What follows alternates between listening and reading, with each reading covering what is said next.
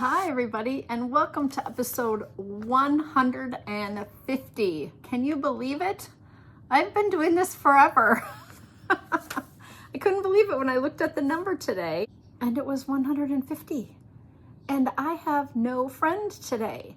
I have set up some future appointments with people. I have hopefully 3 coming up in the next week, but there wasn't time and I was gone out of town, and so today you get me. Welcome. If you're new, I'm so happy you found me. I've been around for a while. But I want to say thank you to all of my Patreons. I have quite a list of people who are supporting me on Patreon, and it has made a world of difference.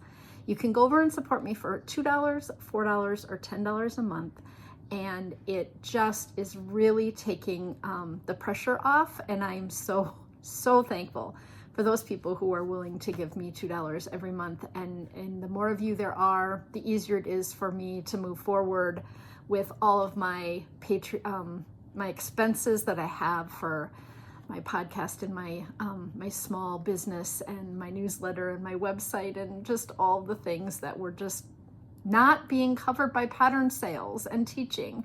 And I was just really struggling there to keep my business solvent. And I know what a privilege it is to be able to do this and make friends and share things on the internet, but it also costs money.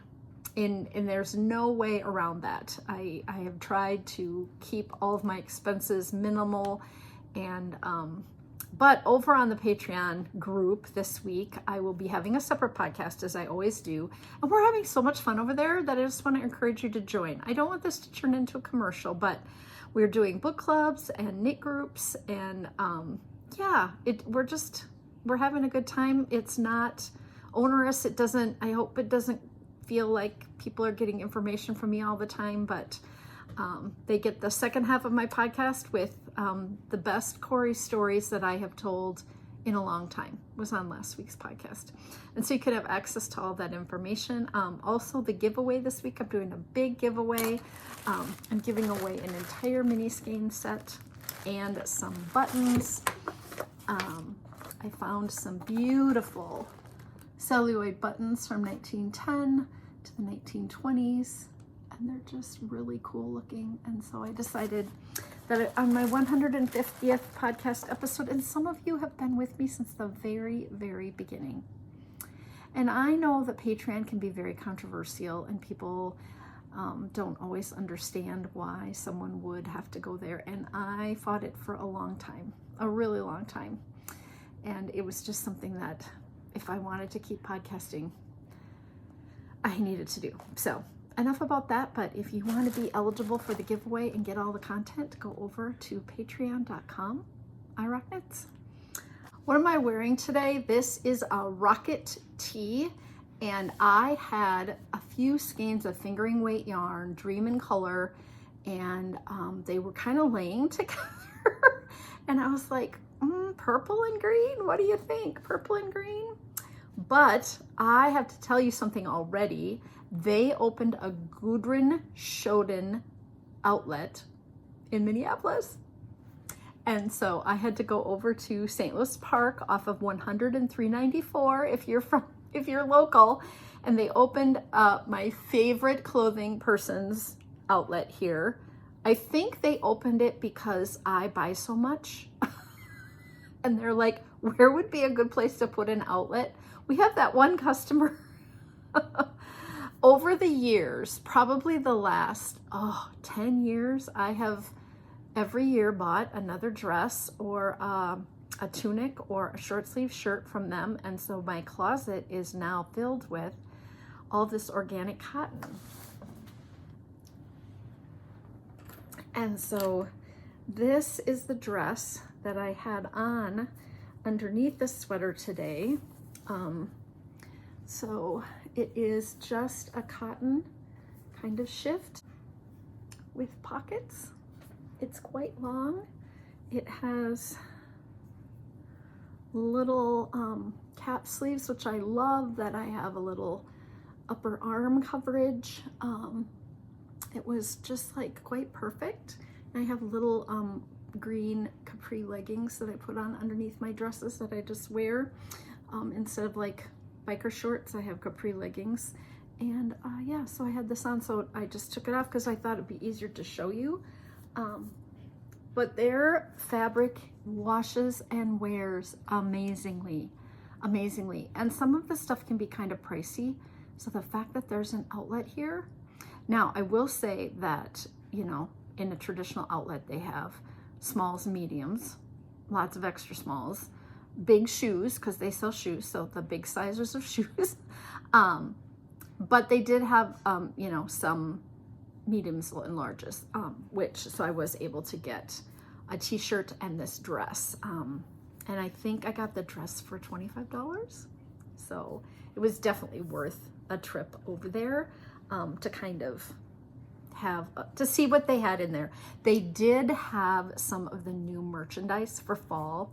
And when you shop with them a lot, you get points. And so you can kind of, you know, it's like Kohl's, right?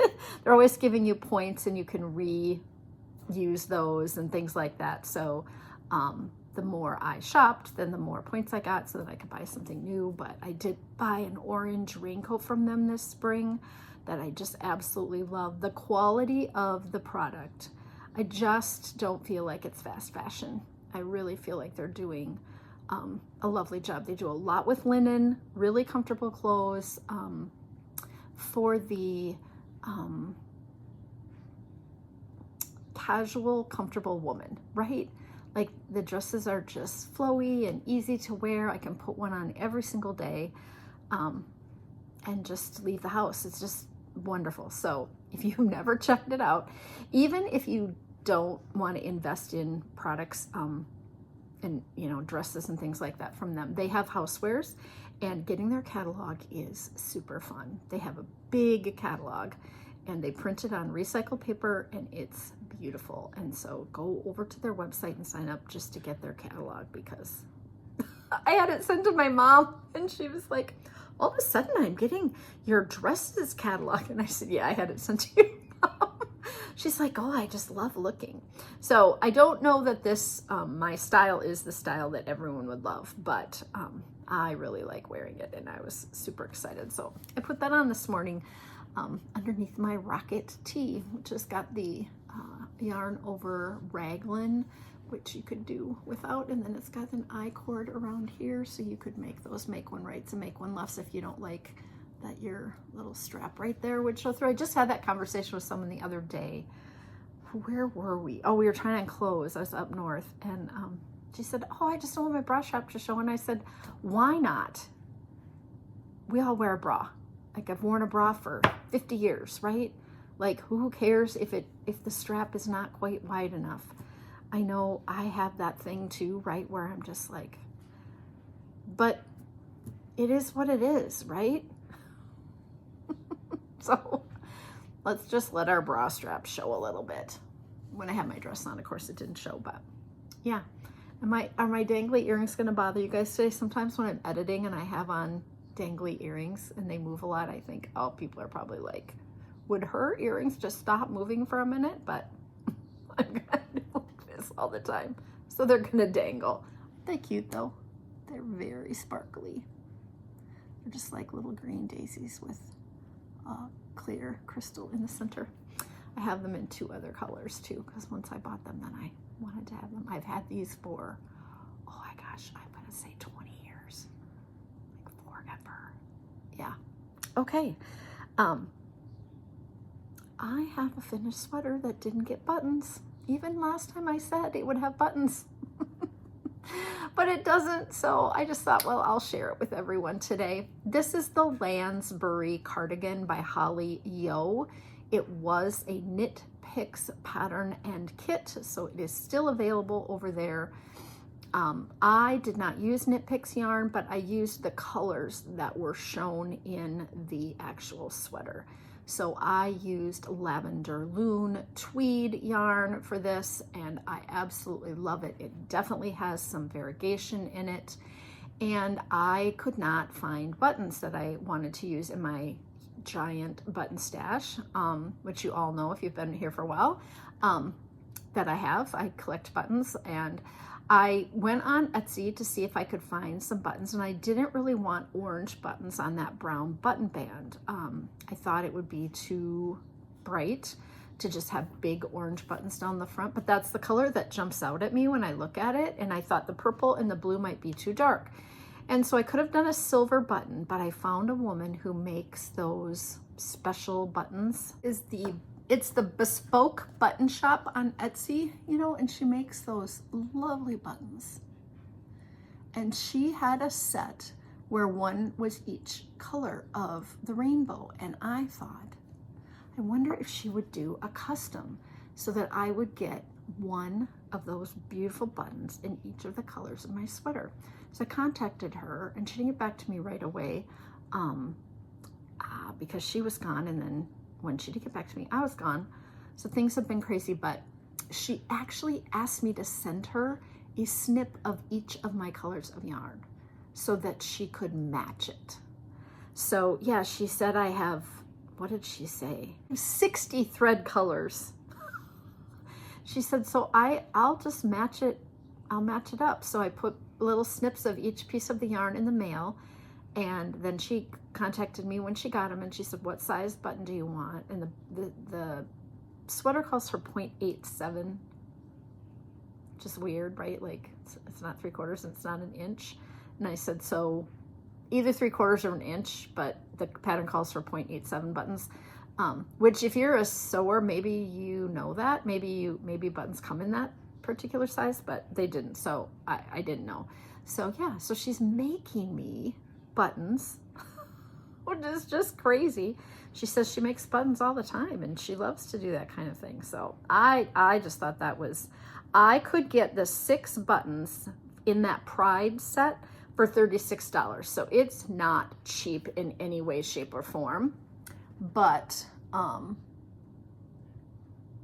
yeah, and so I said, yeah, I'm happy to pay to have the perfect button for this. And then I told her that I have a podcast and I have an Instagram, and so I would share them. And so yeah, we're doing a little collaboration. We're working together. I mean, I'm still paying her. Let's be fair here. I'm paying her to make these buttons for me, and I'm sure I maybe could have found someone local. But yeah, I think when you spend almost 4 years knitting something, it's why I hang my head in shame. And you buy very beautiful yarn, Sam of Lavender Loon, and you know, because I knew it was going to be, I needed to custom order that as well, like she did. Like, this is an all-in sweater, like, right? It's one of those things where I think I said to my husband, for Christmas or my birthday, can I do this custom sweater order so that I can get really what I want from her? And so yeah, I'm gonna bring it lots closer. Oh, can you see how pretty that is? And look at that shoulder construction. Like, this sweater has all the things. Thanks, Stacy, for helping me with that shoulder. I did not understand after I did this, and then I picked up that this short rope, this was a piece, and why I couldn't get through my head, I could not. I couldn't get that I needed to go. And so Stacy came she's like, let me look at it.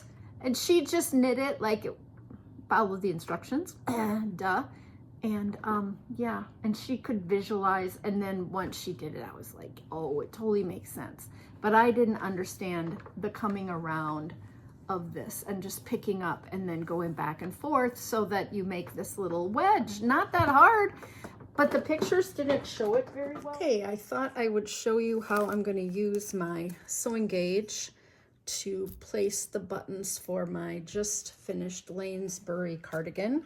I have everything done except the buttonholes on this side, but here is my gauge, and it just opens like this. The sweater calls for 9 buttons, but I'm short, so I did not make the sweater quite as long.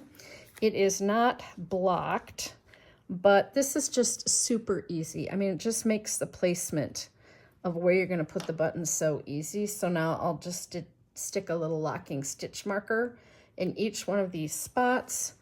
I can stretch it out a little bit here, and once I get it blocked, then I can double check the length. But this little gadget on Amazon made this just the easiest. Okay, so you can see that I've marked where the buttons are going to go all the way up, and then where I'm going to make the buttonholes on the other side. Once I decide on my buttons, I can figure out how big a buttonhole I'm going to need, and then it will be done.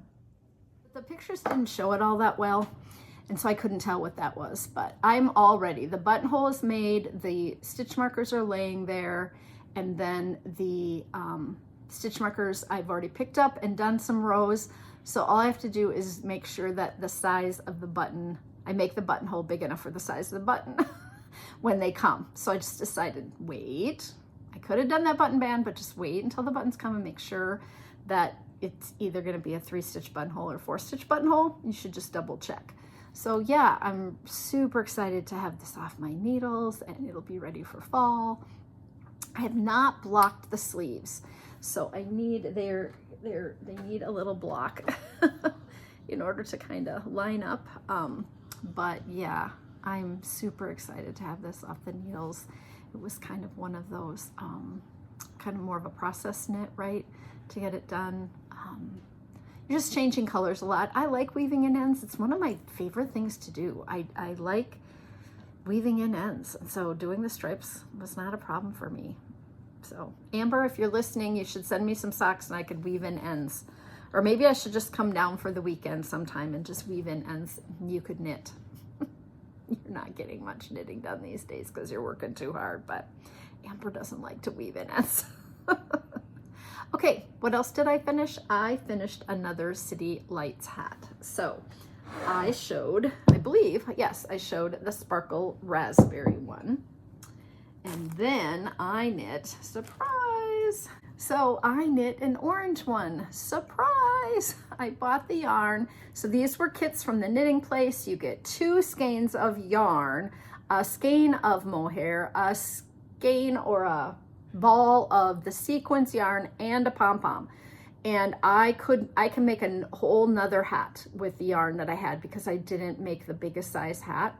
So yeah, the kit is maybe what you would consider to be a little pricey, but it's because you get so much extra yarn. And I've had these for a while and I wasn't knitting them, and I just thought, okay, you know, I've been so fortunate to travel and go to some really lovely yarn stores over the years, and to pick up kits and to meet people and to watch podcasts, and then, you know, want to support those people. And so then you support them and then you don't get the things knit.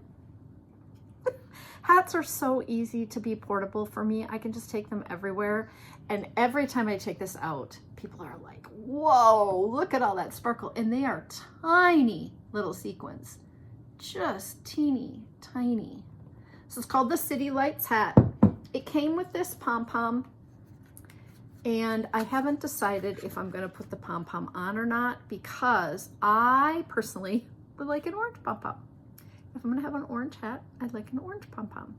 And so I think this looks cute on here. It's a snap pom-pom, and it's real big. Like, look at that. So it's a lovely, it's from Big Bad Wool, and it came as part of the kit. This hat came with a brown, tan, beige pom-pom, which isn't me either, but I don't think I'll keep both of these because I don't need 2 sparkle hats. So I may put the white kind of on here. It depends. I'm pretty sure that I will not be gifting this to one of my brothers or nephews at Christmas time. It will go to my nieces or my sisters-in-law. So I think putting a pom-pom on is fine. And then, although I do think these would make great pride hats, right? Like, wouldn't they be fun to wear at the parade? Although it'll be 95 degrees here in Minnesota, but I thought those kits were so fun. So one of the reasons that I decided to record by myself this time and decided not to just, scramble to find someone last minute because I wasn't organized, is that I want to do a knit along for my 150th episode. And so I wanted to invite everyone and not just my Patreons. And so I am going to do a Shetland Wool Week hat knit along because I want to make all the Shetland Wool Week hats. And so it's self-serving. But if you've never knit a Shetland Wool Week hat or a fingering weight color work hat, this is the knit along for you. So you could get out all your fingering weight scraps. You do not have to use Jamieson and Smith or Jamieson wool, although I have used it in the past and I own quite a bit. Like I've been collecting yarn for 40 years, so I do own quite a bit, and I own 3 of the hat kit the hat patterns already. So I have shown on the podcast when I did my little update, and you can go back and watch that, the hats that I've already made, which is the bobble hat, the Piri Fleurs, and the sheep hide are the ones that I've made. Then the ones that I own I have here, and this is, self-serving, right? Because I want to make the newest one. This is the Islesboro, and this is a sheep ram's head, and then it's got the waves and then the star on the top. And so I purchase the pattern every year when it comes out, usually when I'm aware that the pattern comes out. So they're all available on Ravelry and on ShetlandWoolWeek.com. And then kits are available at many yarn stores. So Jimmy Bean's Wool has kits, and if you just Google Shetland Wool Week hat kit, places that have them, even old kits, will come up. So I wanted to purchase the kit for this one, and I checked through my stash to see if I had any of these colors. So this is what you get, and it's enough to make several hats. So if you are a podcast viewer and you have a knitting group and you have people who also want to make it, you could divide these up very easily and purchase this together, which is what I did for my sheep hide hat. I purchased the kit because purchasing this, many skeins of different colors can be pricey. And then I sold half my kit to a knitting person in my knitting group, and then she made one. And then there was still enough yarn left of that kit. I got it back from her and I made mittens to match. So this is plenty. And then once you start making them, you'll have these colors to put into other hats. So this is the newest one, and I have the kit ready for that. Then I also owned the hat called the Schwook. I just think it's so funny. This is old. This is by Hazel Tyndall, and it was the Shetland Wool Week hat from, I'd have to look, 2014 maybe, I think. And none of these appeal to me, right? None of those colorways really appeal to my sense of color, but it is the star and the X, right? And then you just have some graphic stuff here. And so I already own this, and I probably have owned it since 2014, and it was in my Ravelry library. So I went out and looked at other Wool Week hat colorways from people, and I found somebody who knitted in a colorway that I don't own a hat in. So I wear these hats all spring, summer, and fall when I walk my dog. They're fingering weight, they're lightweight, they're warm, but they're airy. I can't really explain. And they're just perfect. When I take mine off, it kind of stays the size of my head. It's just perfect. It doesn't have a big fold up brim on it or anything. And they're so fun to knit, and they're not a long commitment. So look at this one, right? I found this one and I was like, I don't have anything in the green colors. So I went to this gal's project page and I wrote down all the colors that she had used because she had them listed. And then I went over to try to find the colorways to see if I had, how many greens I had, how many yellows, or those kinds of things that I might have left over. And then I was able to come up with a kit of the greens that were similar. So if you if you want to really go all in, you can order a color card from Jamieson & Smith or from Jamieson Wool. They're both on the Shetland Islands, which I find so interesting. There's a company that has the same name, but they both do yarns, and you can order a color card, and they have, you know, 47 greens and 47 yellows. No, not that many, but and then you can kind of see, like, I knew I needed a light and a dark, you know, whatever. So I got together and got some stuff for my green one. So I have a green one ready to go, and I just copied somebody else's Schwook hat colors. But okay, that'll work. So that I put in there. That one's ready to go. And then the third one that I already owned, this one is from 2023, and it's the Boogie Fleur. Bug flowers, I think it means. I'm not absolutely sure. And so it's this one. And of course, I love this because of the oranges. And so I do own another, maybe 2 patterns that I just said, okay, you've done enough when I got organized for 3 of them. So there are 3 color palettes that they kitted up for this one. And here's the flower, F-L-O-O-E-R. And so then I went through and got colors ready for that one. I'm not loving this. So I'm sure that that's what the number was, but I'm gonna probably swap this out to be like a cream, so everything pops. And I think that will be a really fun one to have. So just to get you all motivated and wanting to you know, kind of knit along with me, I'm going to knit all of July, all of August, and all of September. So it's a 3-month knit along. You can enter as many hats as you want. If you have been collecting these hat patterns, or you have some Jamieson & Wool, or you have just fingering weight scraps, because a lot of them just use 5 and 6 colors.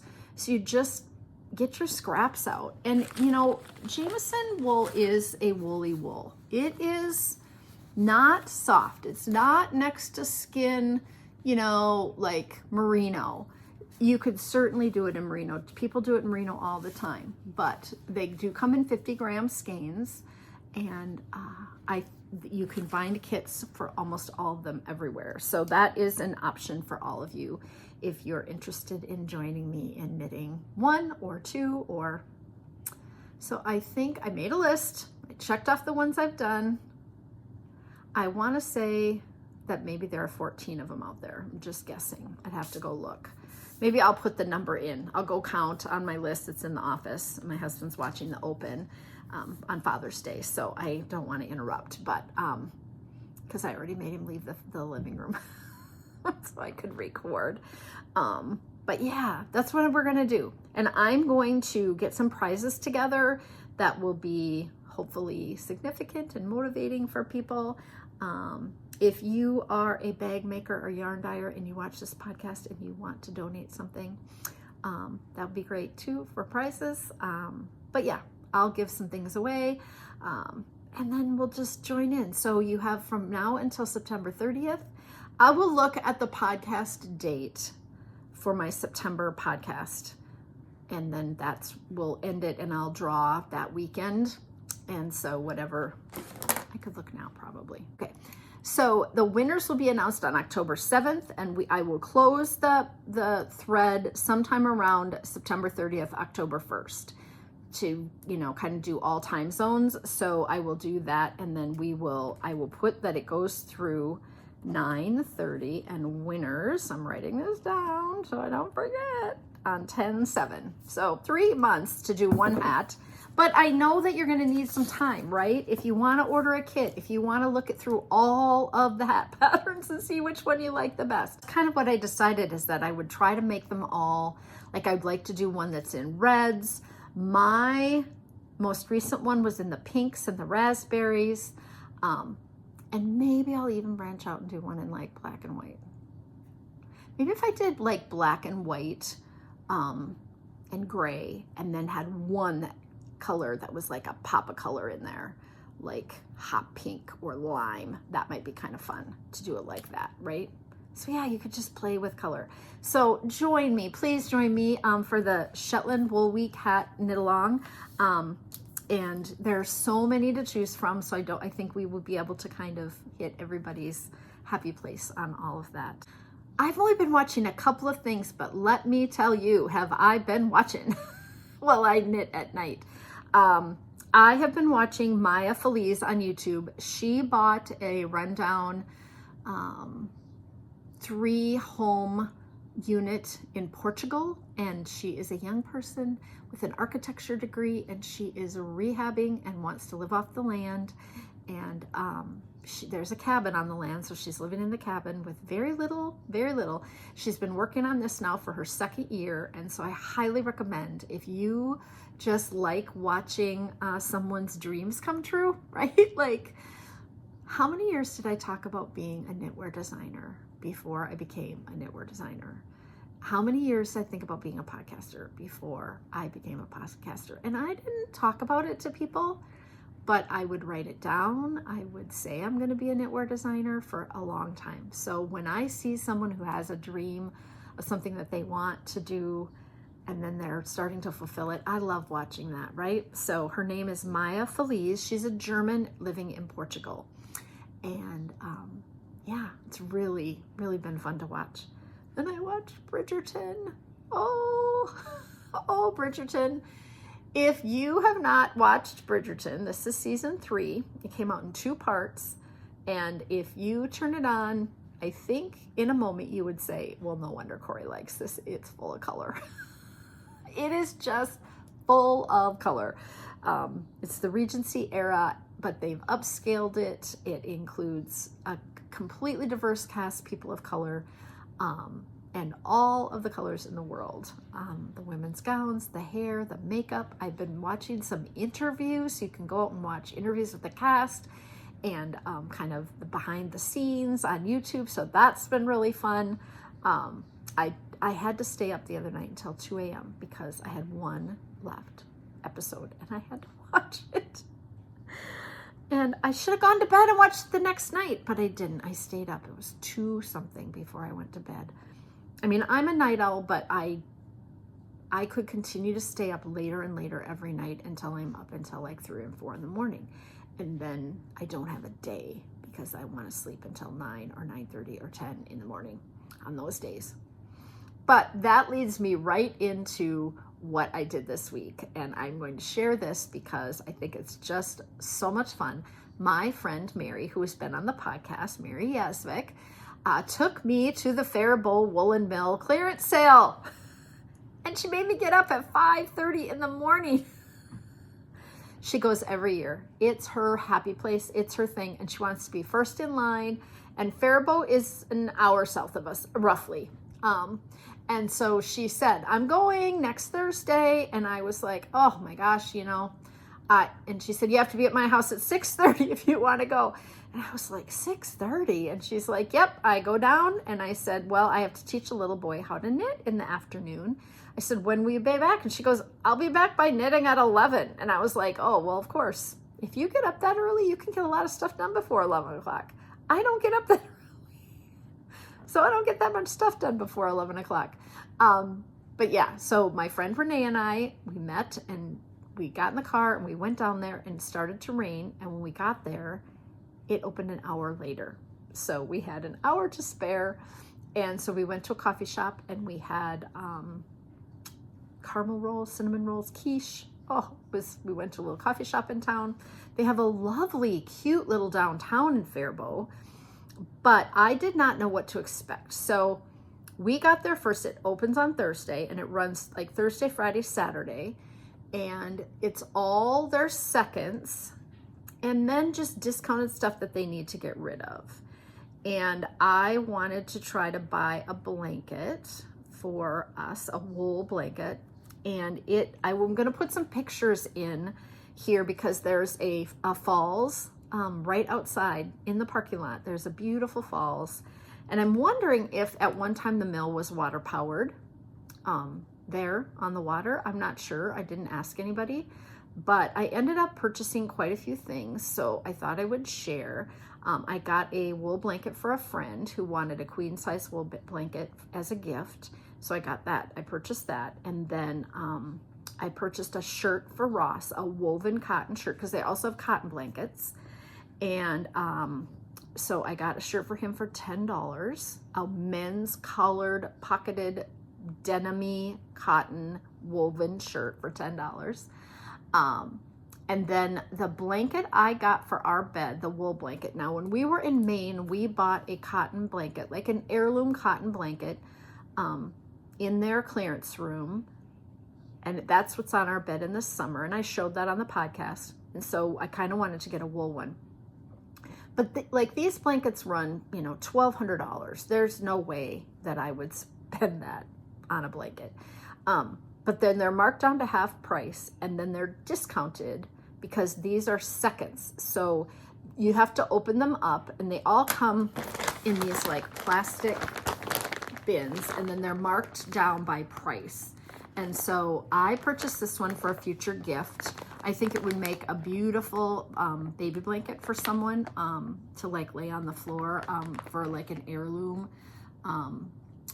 And I think I got this one, it's a throw size, which is, it was a limited run, and it has a misweave in it, which means at one spot there will be a little teeny blip. Like you can hardly find where they are. It's incredible to me. Some of you open them up and you can see a line across the middle, and others you can hardly find what's wrong with them. So it is woven. And it had all these bright colors, and so I bought that as a gift. And then I bought, of course I did, I bought this one, right? So on my 4-season porch at my house, I have a blue leather sofa that we have had for 25 years. And I saw this and I was like, would that not go perfect in my little orange kitchen chair or on the blue leather sofa that everyone loves to nap on? So I have a knitted blanket in there, but that leather sofa is so slippery that knitted blanket won't stay on it, and it falls behind the couch all the time. So here is the tag. It's Faribault Woolen Mill, since 1865, made in the USA. And so I got this one to put in there, and my husband likes to nap in there, and his dad liked to always nap on that couch. It's a super comfortable couch. But I thought that would be really fun because I got those new dog chairs. Do you remember? You know, we've been in this house 20 years and we've had to have a new roof and we've had to paint, and you know, things come around. We got new garage doors. Now this summer we need a new deck because the railing is wonky. We're going to get a railing for our front step. You know how you do those upkeep things? Well, I had the same faded tall blue back chairs in there for 20 some years, and I finally said to my husband, I'm buying new chairs. We're getting new chairs for the porch. And I got the white with the dog fabric on it. It's so cute. And I thought this would also, because it's blue. The dogs are like mostly blues and rusts. So I thought, oh, this will be perfect. And then I purchased a big king-sized wool blanket for our bed. It does have a blip in it. We laid it on the bed, and I asked Ross if he thought that he could find it, and he was like, I don't care if I can find it or not. This is perfect. So I got the big king-sized woven wool blanket for $129, right? These were $59 and $79, and regularly like, you know, $300 and $400. This is the throw. I'll show you. It's this wide and this long. Like, you know, if you're a shrimp like me, it's very, very big. Plenty big. And woolly, but not unsoft. But definitely woolly. Like there is a tiny bit of a prickle factor. So anyway, we had so much fun. They have you been to a laundromat where they have wire carts? That's what they had. And they would run one out to you. And then Mary just started grabbing. And she's like, take what you think you might want, because otherwise people will grab it and then you'll come back and it won't be there, and then you can put it back. And so she was just filling up the cart, and I got a little like frenzied, like, I can't do this. Like, this is too much for me. I'm feeling like I need to grab 60 things and I only want to buy 2, right? So I went into the store where they had all of the regularly priced merchandise. They had the cutest cotton Christmas blanket, red and green on a diagonal weave. Oh, so cute. I didn't buy it. I just was like, too much. And I told Ross, I said, I'm gonna buy some things, but I want to make sure that I'm getting things that we can gift to people. So we had talked about it ahead of time, right? And it's not like the sale won't be there again next year. And I needed to buy that big blanket for my friend, the queen blanket. So I really wanted, and she wanted anything blue. So I really wanted, like, to make sure that I got one of those if I could. So it was really fun and really interesting, because I had never really paid attention to the woolen mill down there. I'd been to the Bemidji woolen mill 100 years ago, and I think I bought yarn or mittens at that many years ago, which that's up north. But yeah, this was really fun. So I got us 2 blankets and the shirt for Ross. So we got the big blanket and then the throw, and then I got a gift and then the thing for my friend, and I spent more than everybody else, not by a lot, but the lady in front of me, like, if you knew what you were doing, the lady in front of me spent like $1,300, and she had blankets and throws for every member of her family for birthdays and Christmas. And she had, like, she was checking out and she was like, John, Mary, Sue, Elin, like, and the person was checking her out and looking at all the dots and the colors, and they got her a giant cart to take the stuff to her car, and she said, I'm done for the year. This is what everybody's getting. And I thought, wow, if you were really organized and you had a family that would appreciate, wool blankets, and being able to get one that, on clearance, I mean, they really were marked down. But it would have been easy to kind of go a little overboard too. So anyway, yeah, that's what I did. I went to the Faribault Woolen Mill sale. I also went up north knitting. We went up north fishing with a friend of Ross and I, and they have a fifth wheel. And so we had talked to them, and she loves to fish. He likes to fish.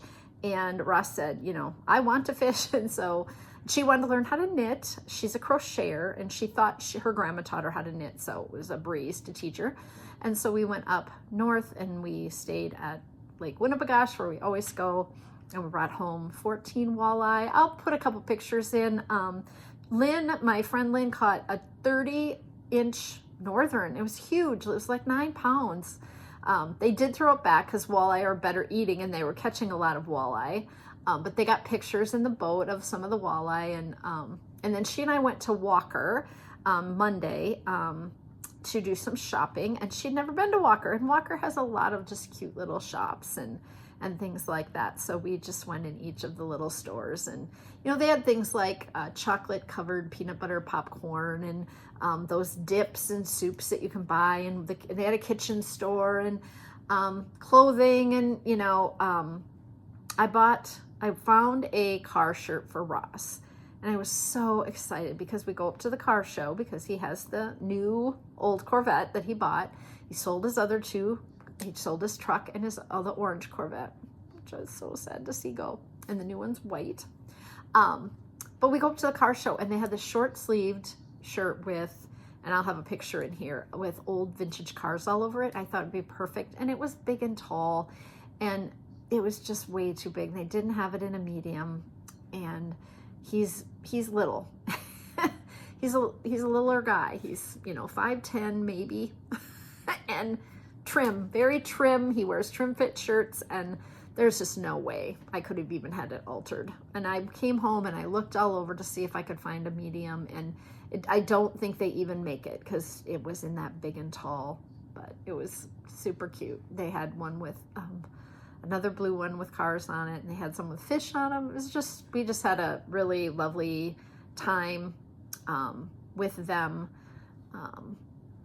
Yeah, her husband has cancer, and that's one of my husband's best friends. And it has been a journey, and he will be on a journey for a while here. He's 2 years out from his diagnosis, and will be on infusions forever. And so we want to spend as much time with them as we can, and just having fun and making plans. We signed up for a week next year.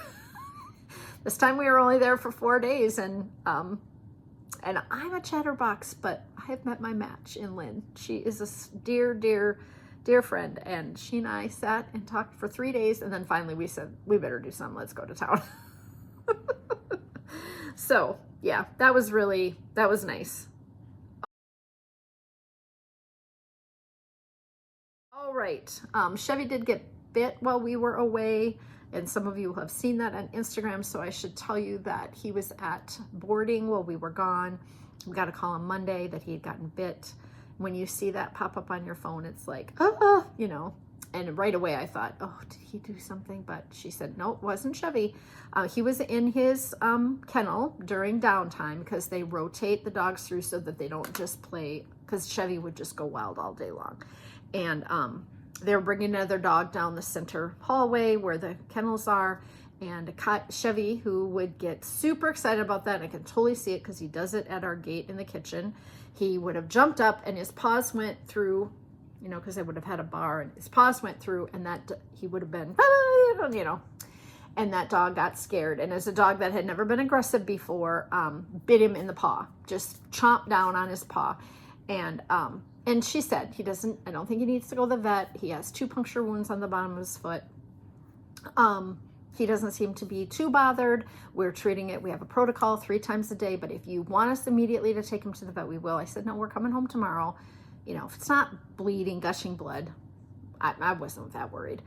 And we got home that afternoon and we picked him up, and he was favoring it a little bit. And, but they, you know, they had been treating it, and he laid on his back and he let me look at it, and I could see where they were, and they were not open wounds anymore. And when we got up the next morning, he was not bearing weight on that paw, and he would not let me touch it. And I was like, what is going on? And he was licking and licking, and I went down and I tried to lift the toenails, and he would yelp, and I was like, he injured the toenail, right? Or the toe bed or whatever. And so I called the vet, and they're like, yep, bring him in this afternoon. So I took him in, and sure enough, between his toes, of course, does that not make sense that you don't just get 2 punctures on the bottom, that you would get one on the top, if right? And in between the toes, and his foot is he's got giant, like, panda bear paws, like they're white and they're just full of fur, and I couldn't see in between there. And then the vet got down there, and she's like, oh yeah, it's starting to smell, he's got an infection. And so she shaved it. It took us 3 of them to kind of heat it, to not want us to touch it. So she shaved it, and she could see in there, and she got some antiseptic in there, and then she put him on 2 antibiotics and pain med and sent us home with a bottle of antiseptic. He'll be fine, but it was stinking, and he got bit. And so I tried to get a picture of him that night limping, and he didn't want to be by me because we kept trying to touch it, and he was laying over here, and he was licking and licking, and I wasn't letting him lick it, so he was not in the family room by me, which is so rare. But then he would, you know, so finally he sat with me most of the day on Wednesday, because we have an inflatable cone, and he could still reach it. He's got a long neck and long paws, and he could still reach it. And getting the big plastic cone on him is like putting it on a buck and bronco. Like, we were unable, we would have had to sedate him to get the big plastic cone on. And so as long as I held him, he would sleep and he wouldn't lick. So I just had to hold him for 2 days like a babe. And it's much better. But some of you may have seen me trying to coax him out of the family room out of the dining room into the family room the other night. And he was kind of limped over it. What are you doing? Can you come see Mom? Can you come see? Come here.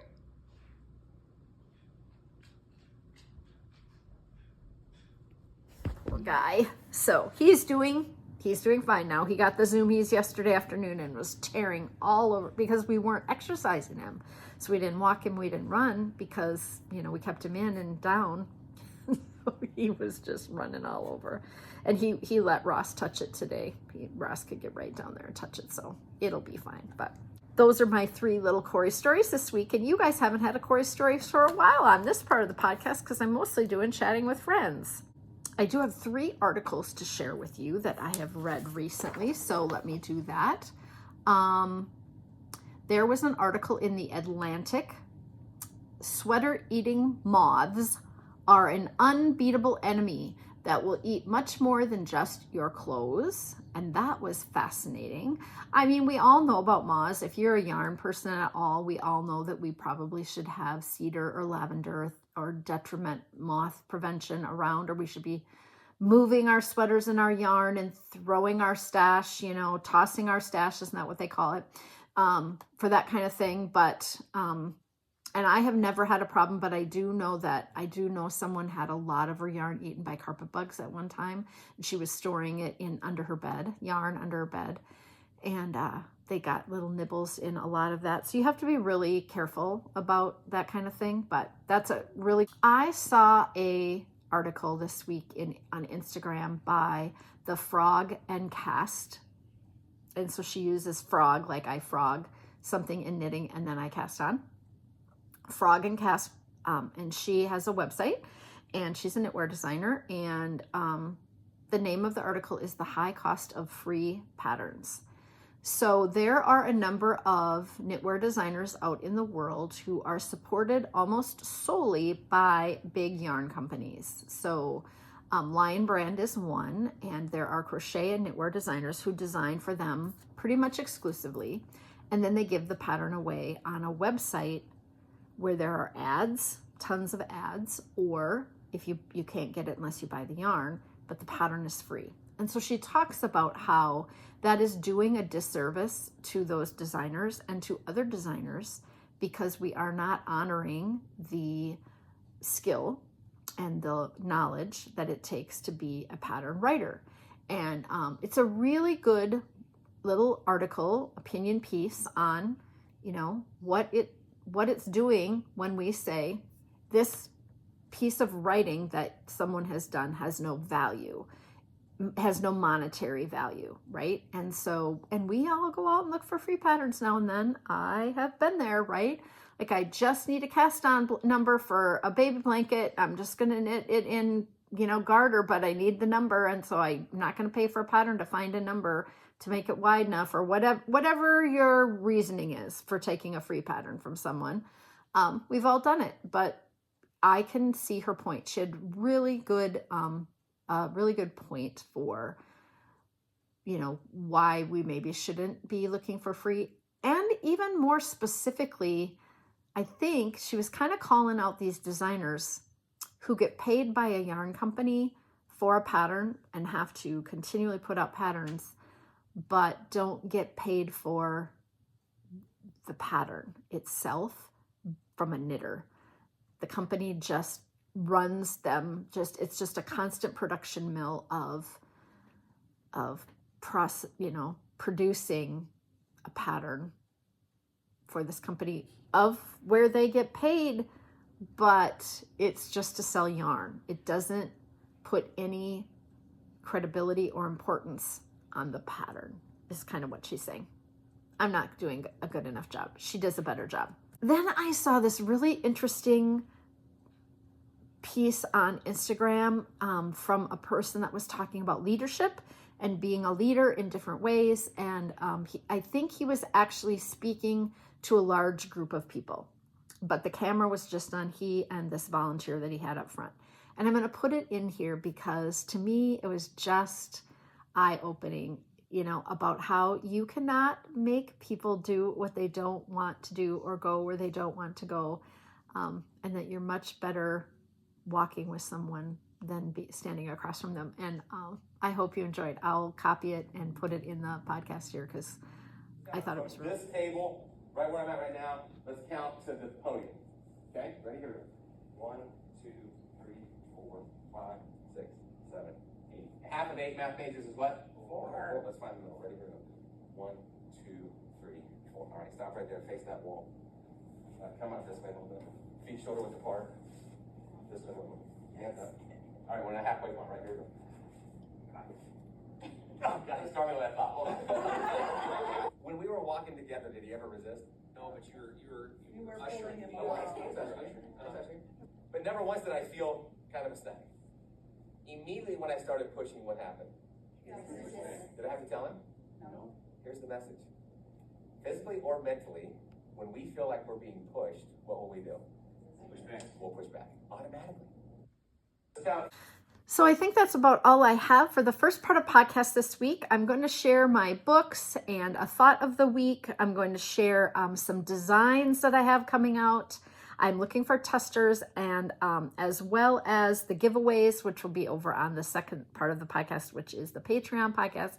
So if you want to continue on with me, I post the entire podcast, the first part and the second part, over on Patreon. And you just click on it, and then you can watch it in Patreon. But if you click on it again, it will take you to YouTube, and it's a private YouTube showing. But you can comment down below for the giveaways and things like that. And so I'm going to say goodbye for now. Thank you all for watching and being with me. I hope you join the knit along so that we can all have new Shetland wool week hats. Come all in for your hug. I haven't done a hug for a while. All right. See you in 2 weeks. That will be bumping up right before the 4th of July. So I hope you are all having a good summer. We're having incredible rain amounts here. Just last night, we had another 2 inches.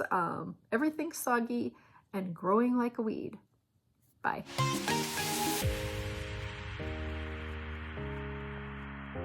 Okay, I'm back.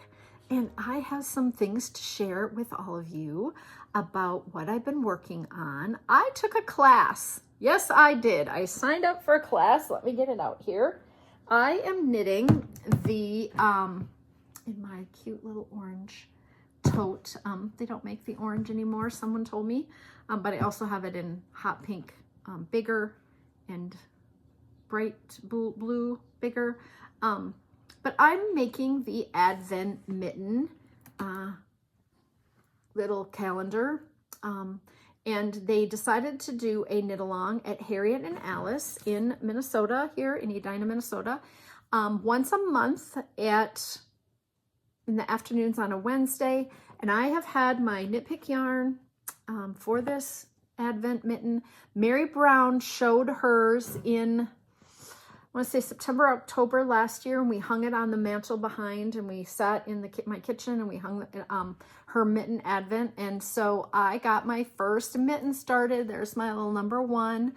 The only way I'm going to get this done is if somebody holds me accountable to making these. And so you make a little mitten, and you have 24 mittens when you're all done. So we are going to meet once a month, and Kathy Lewinsky, who wrote the pattern for Knit Picks, is our leader. And so it wasn't intended to really be a class, but most of the people in the class needed some more help than I needed.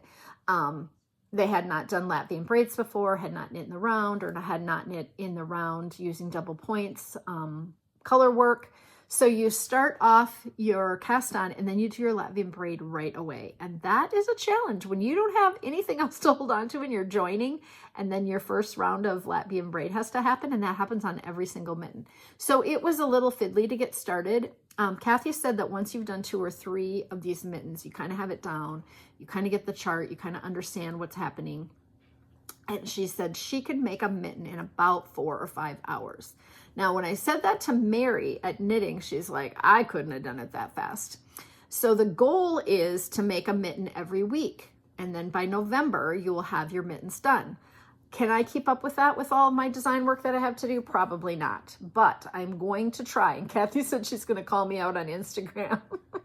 So go over and follow Kathy Lewinsky on Instagram. She was the president of the Minnesota Knitters Guild for a while. She was the best president. She did a great job at it. I really like her. She is just_crafty_enough on Instagram. And she just did a stitching every day where she did embroidered on a lady every day for like 100 days. It was so much fun to follow. But she also designed the Santa pillow for Knit Picks, and I want to knit that too. So I decided that each night for at least an hour of my time when I'm knitting, I'm going to try to knit on my mittens, because I do sit down and knit at night, but I'm always working on design work. And sometimes I've worked, like yesterday, I worked on the computer from the time I got up. So it was about 9 in the morning until 6 at night. I was on the computer all day, writing patterns, applying to teach at a big knitting event that's coming up, sending out emails, asking people to be on the podcast, things like that, right? Like I was busy all day. Then we went out to dinner with the kids for Father's Day. And then when we came home, I wanted to knit, and I had not watched anything. I hadn't had any downtime. I wanted to look at Instagram, right? Like, so sometimes I don't get as much knitting done at night as I should. So I'm trying to find that darn Santa pillow, and I'm sure it's just way back here.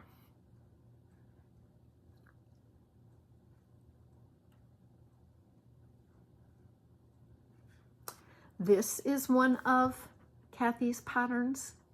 They're little knitted trees with buttons. Is that not cute? Sorry, there was some glare on that. Look at the rainbow Santa pillow. Isn't that cute? Yeah, super cute. And then she also has the Santa pillow done with African American Santas. So yes, she is not a full-fledged knitting designer. Like, she doesn't do it full-time. She told me she doesn't do it much. And I was like, Kathy, your ideas have been brilliant. You need to continue to design. But she agreed with me. It's a lot of work and you don't make any money. And so I did get cast on. I got started, and you work from the cuff down. And my friend Bonnie, who's been on the podcast, is doing it with me. So maybe when we get closer into the fall, I'll have Bonnie back on, and she and I can share our experience making our little mittens over and over and over again. Every single mitten has a different motif on it. They're all very Scandinavian. Yeah, it's going to be really fun, but I got some knitting to do on that, which I do want to do, and I've wanted to do for a long time. I just think it will help me stay a little accountable to kind of get that done. Then I have a new hat pattern coming out this fall, and I'm looking for some test knitters. It's going to be color work, and it's going to be called the Chevy hat for my puppy Chev, which people might think of as relating to a car, Chevy, or think it's Chevy Chase.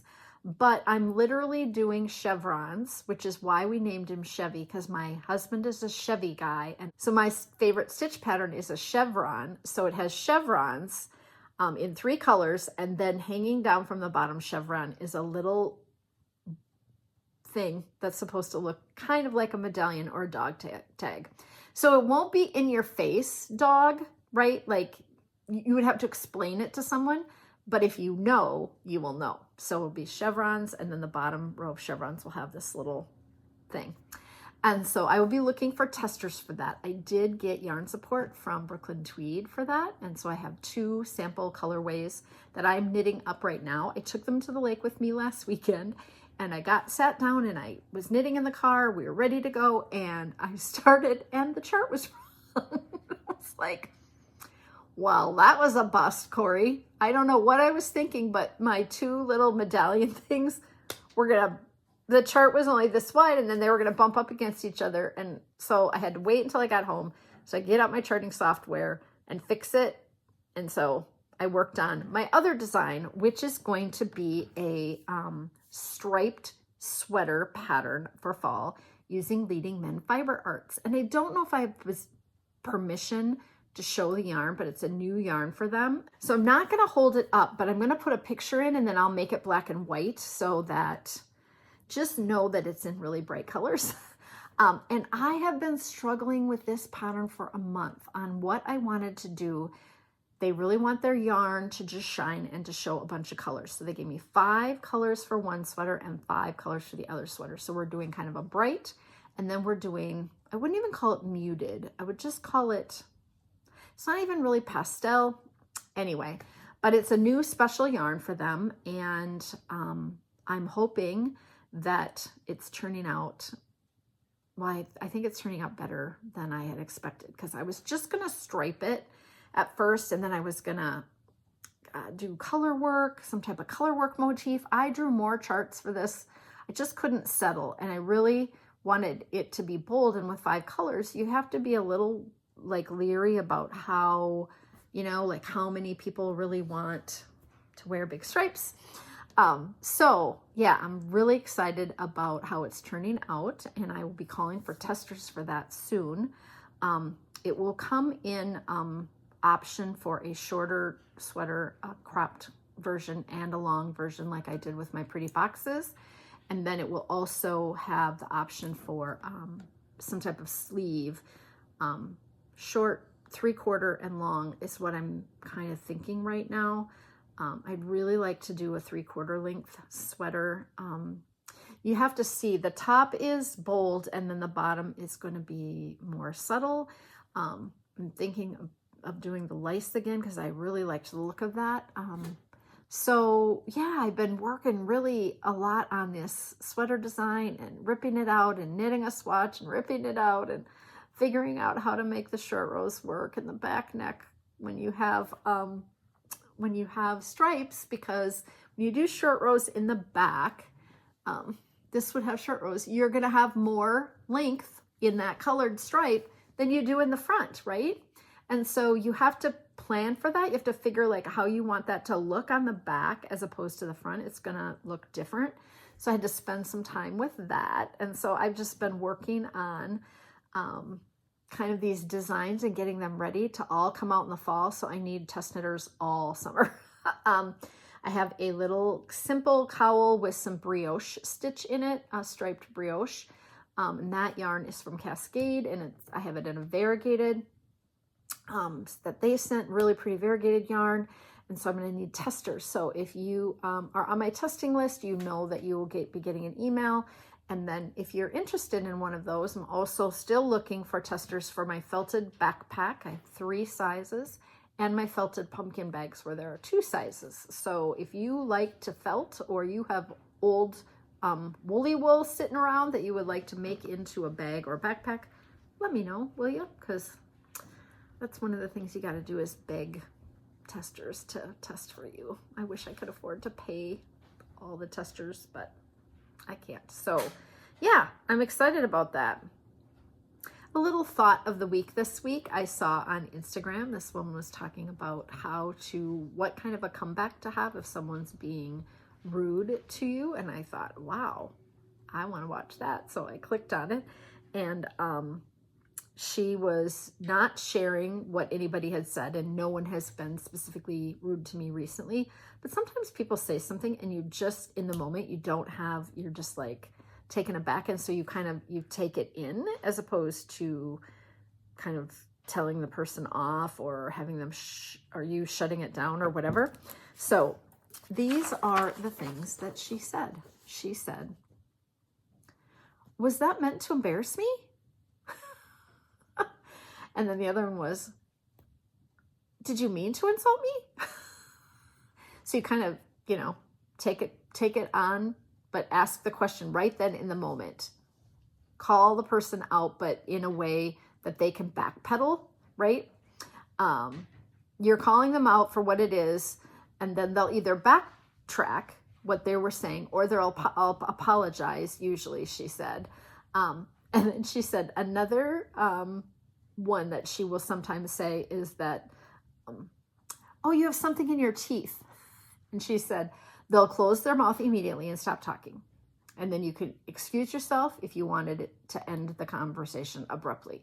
Like if this is something where someone is coming at you that is someone maybe you don't know well or whatever, and if you can diffuse it, like you need to diffuse it. That's one of the ways she said. I thought that was kind of cute.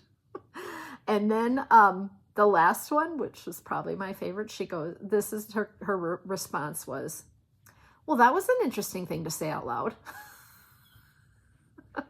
And so you're kind of being sarcastic, and, you know, explaining what they just said to you, making them less likely to continue being rude to you. And so I thought, I'm sharing those on the podcast this week.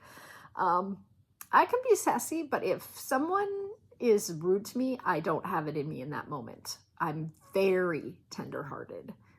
Very tenderhearted. I can get my feelings hurt so incredibly easily. And I don't present to the world in that way. I present like I will bite your head off.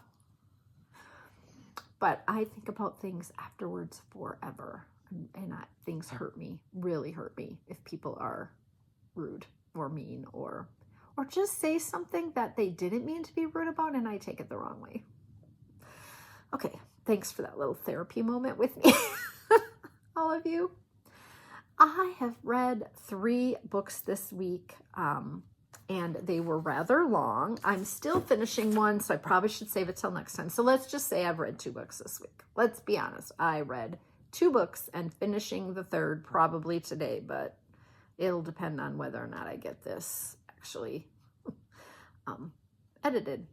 So I read the book called The Only One Left by Riley Sager, and this was so interesting. I'm going to I always put the book up and I leave it up because do you guys watch podcasts where people talk about something and then they're continuing to talk about it, but you didn't jot it down, and then you're like, oh, what's the name of that? And you have to go back, right? So I always leave it up the whole time I'm talking about it, which is kind of obnoxious on the screen, but because I forget the name of the book or the pattern that they were talking about, and they're still talking about it, and then I get more interested. So anyway, I love the picture up, but the picture makes it look like a thriller. And it is kind of a thriller, but not much of a thriller. So there is a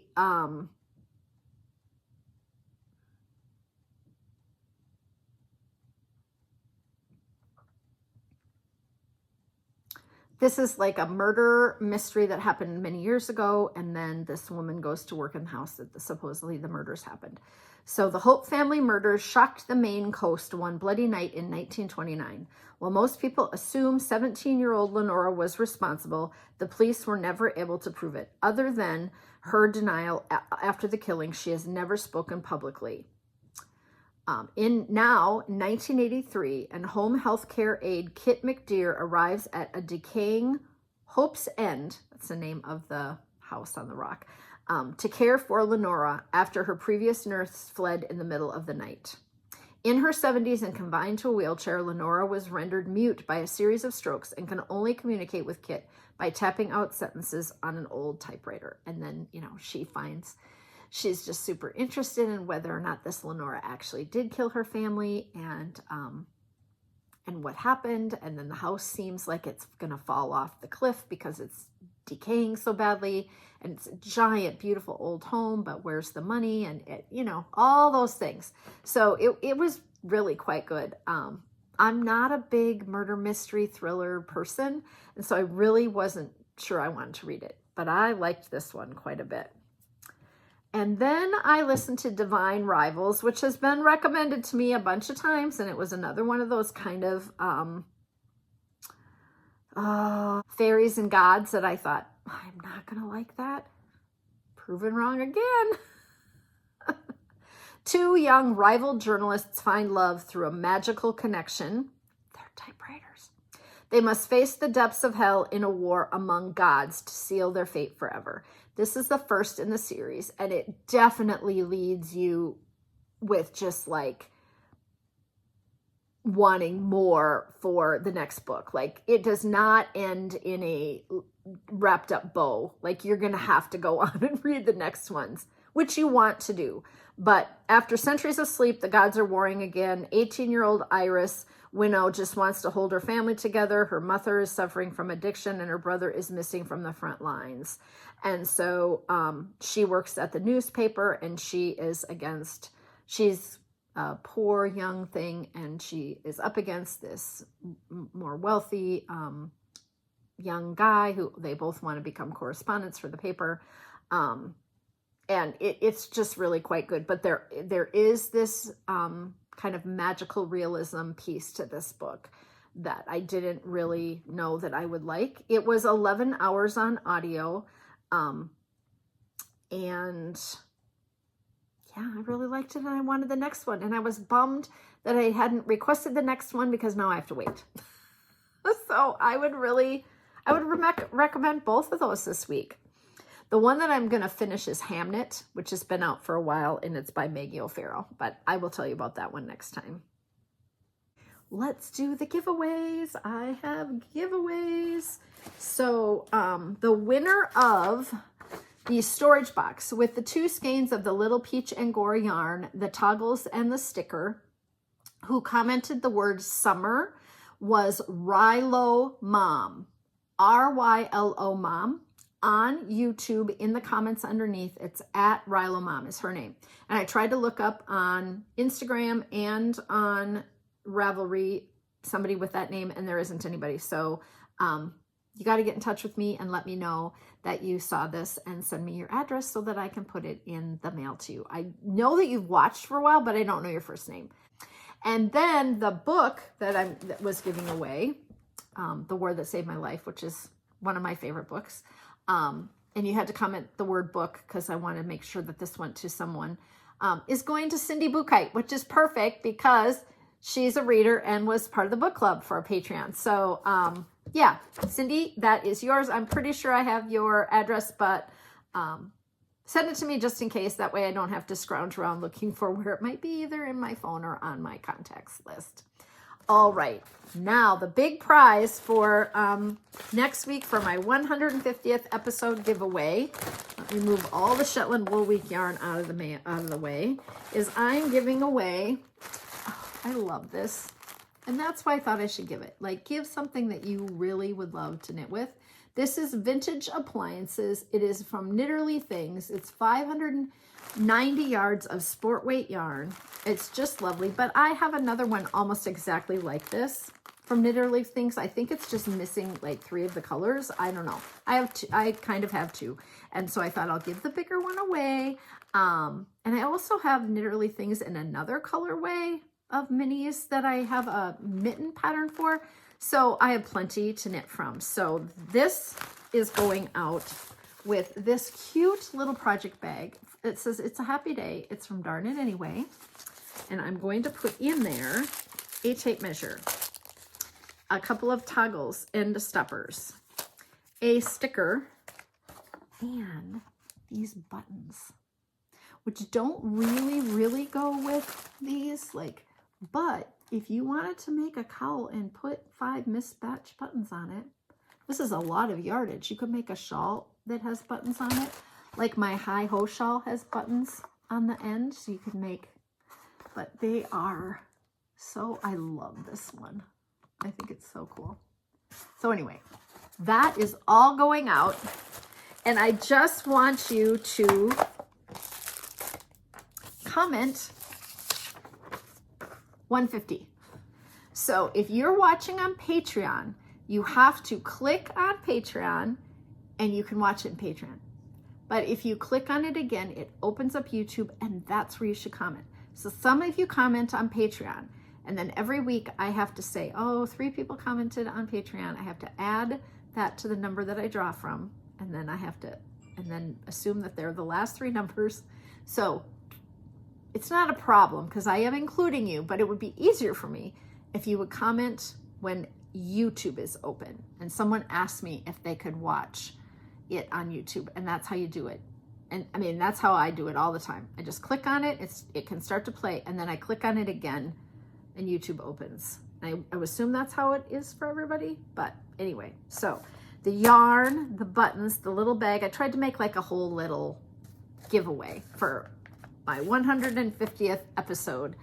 Thank you for being with me as a Patreon. You guys are making my life so much better, right? Like, I had to pay a bill for my newsletter this week. Is, you know, $44.95 every month. But I was just like, yay, my Patreon people are helping me with this. I don't have to panic and try to do another, try to sell another pattern or whatever. So if you were a member of my newsletter, I had a newsletter go out this week because I have rewritten my Choose Your Own Path hat, cowl, and mitt patterns to all match and be a checklist pattern, because I use that pattern when I teach Latvian braids. And so I wanted that pattern to be upgraded to kind of match my new stylistically, my patterns and the checklists, and make all 3 patterns just really match and work well together. So my tech editor and I worked through that. And so that set is available on Ravelry, those 3 patterns for $10. And if you are a newsletter subscriber, you know that you got even a bigger coupon. And if you didn't read the newsletter all the way to the bottom, there was a big coupon there this week at the very bottom. So go back if you put it in your junk, or if you never opened it, open it, look for the coupon, go all the way to the bottom for an even bigger coupon for people who subscribe and just read my newsletter. I just wanted to, it's not really an Easter egg. I didn't really hide it. It's there. The newsletter's not very long this week.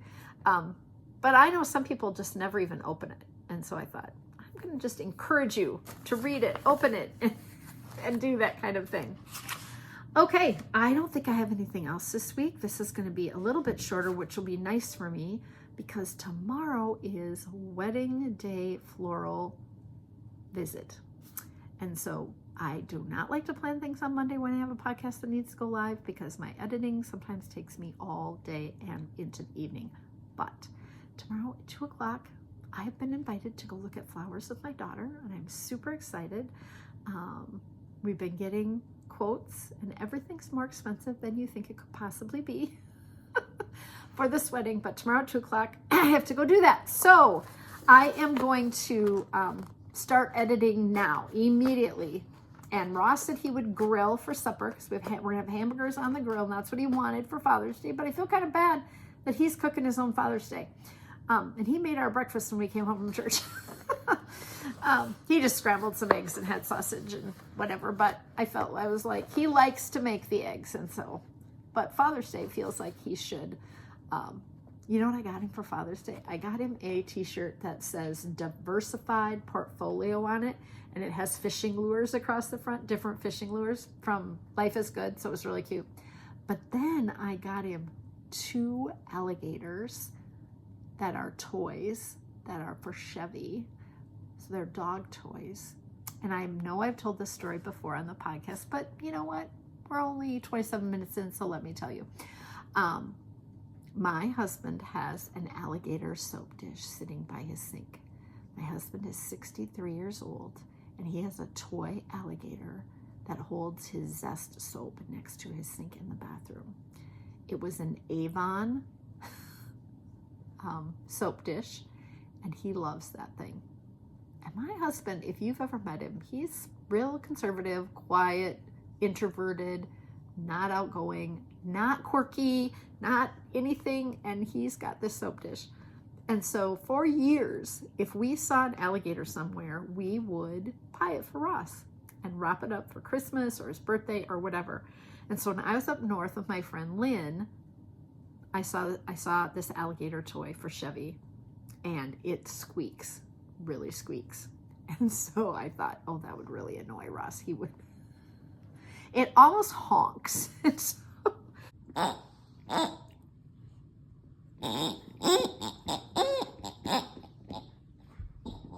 And Lynn's like, oh, and that's cute. But I was like, oh, but it's an alligator.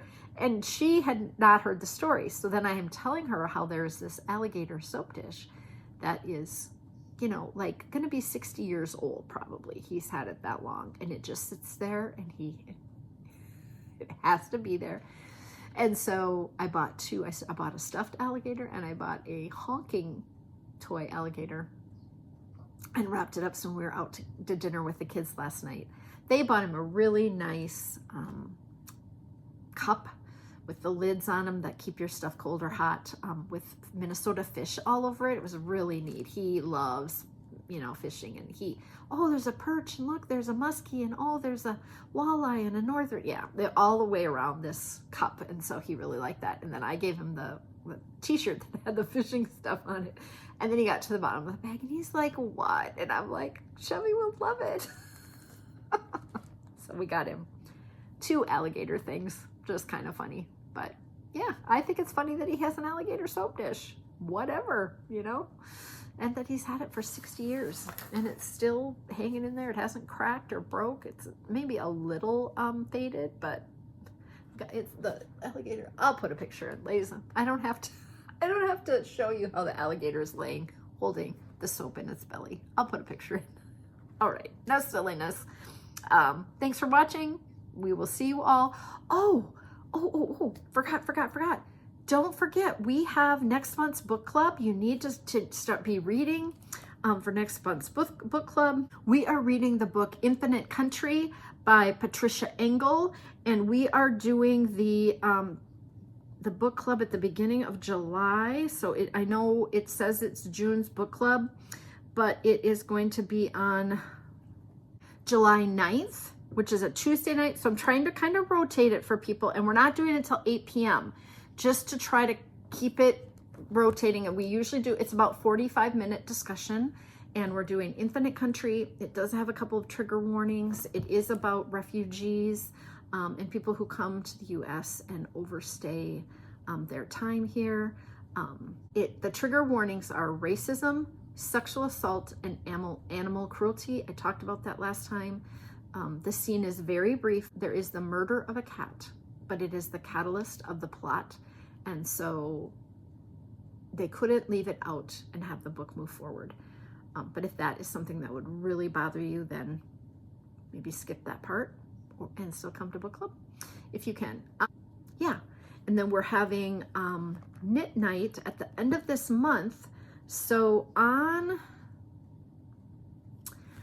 June 25th, we're having knit night on Zoom, and I want to see what you're knitting. So if you get your Shetland Wool Week hat started at 7 p.m., we're going to knit together for 2 hours. You can come late, you can leave early, whatever you have to do, but I really want to see what you're knitting, and I want to meet some of you, right? Like, I want to get to know some of you a little bit better from my Patreon. And so if you are willing to come on that Tuesday night, and that's my parents' 64th wedding anniversary, so that's kind of cool. But yeah, and we're going to see them the weekend before. We're going down to Sioux Falls. So yeah, so we got knit night coming up, and then the following week after the 4th, we're going to do book club, and then we'll announce the next book. And so the July book we will discuss at the beginning of August, and all the little crazy things at the end here. All right, bye.